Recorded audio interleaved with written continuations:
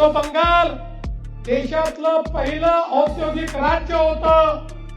त्या बंगालमधनं 7,000 मोठ्या इंडस्ट्रीज बंगाल सोडून चालल्या गेल्या.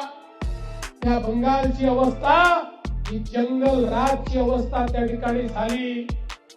आणि मग त्यात माननीय मोदीजींनी बंगालचं जे विजन मांडलं, ज्या प्रकारे बंगालच्या लोकांच्या मनामध्ये बंगालला कुशासनातनं बाहेर काढण्याचं काम 30 वर्ष काँग्रेस, 36 वर्ष कम्युनिस्ट आणि या दोघांपेक्षाही खतरनाक 15 वर्ष ममता दीदीचं शासन, जो बंगाल देशाची आर्थिक राजधानी होता, जो कोलकाता देशाची आर्थिक आणि कमर्शियल कॅपिटल होतं, त्या बंगालची अवस्था या सगळ्या लोकांनी मिळून अशा पद्धतीनं केली की आज बंगालमध्ये देशात येणारा जो एफडीआय आहे त्याचा अर्धा टक्का देखील येत नाही.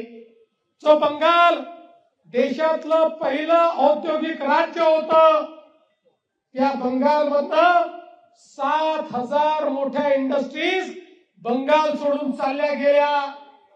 त्या बंगालची अवस्था ही जंगल राजची अवस्था त्या ठिकाणी झाली.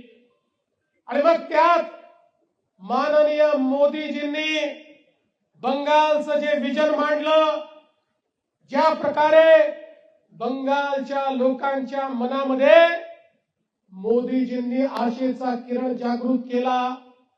एकीकडे दीदीचं कुशासन होतं आणि दुसरीकडे मोदीजींच्या माध्यमातून बंगालमध्ये हजारो कोटी रुपयांची कामं चालली होती. रस्त्यांची कामं, हायवेची कामं, गुंतवणूक, मोठ्या प्रमाणात मेट्रोची कामं.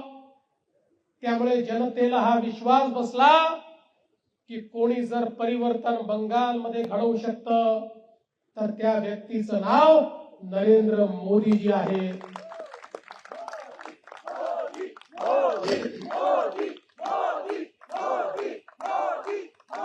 बंगालला कुशासनातनं बाहेर काढण्याचं काम 30 वर्ष काँग्रेस, 36 वर्ष कम्युनिस्ट आणि या दोघांपेक्षाही खतरनाक 15 वर्ष ममता दीदीचं शासन, जो बंगाल देशाची आर्थिक राजधानी होता, जो कोलकाता देशाची आर्थिक आणि कमर्शियल कॅपिटल होतं, त्या बंगालची अवस्था या सगळ्या लोकांनी मिळून अशा पद्धतीनं केली की आज बंगालमध्ये देशात येणारा जो एफडीआय आहे त्याचा अर्धा टक्का देखील येत नाही.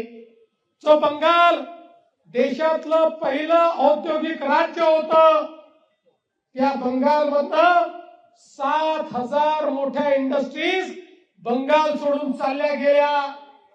त्या बंगालची अवस्था ही जंगल राजची अवस्था त्या ठिकाणी झाली. आणि मग त्यात माननीय मोदीजींनी बंगालचं जे विजन मांडलं, ज्या प्रकारे बंगालच्या लोकांच्या मनामध्ये मोदीजींनी आशेचा किरण जागृत केला. एकीकडे दीदीचं कुशासन होतं आणि दुसरीकडे मोदीजींच्या माध्यमातून बंगालमध्ये हजारो कोटी रुपयांची कामं चालली होती. रस्त्यांची कामं, हायवेची कामं, गुंतवणूक, मोठ्या प्रमाणात मेट्रोची कामं. त्यामुळे जनतेला हा विश्वास बसला की कोणी जर परिवर्तन बंगालमध्ये घडवू शकतं तर त्या व्यक्तीचं नाव नरेंद्र मोदीजी आहे.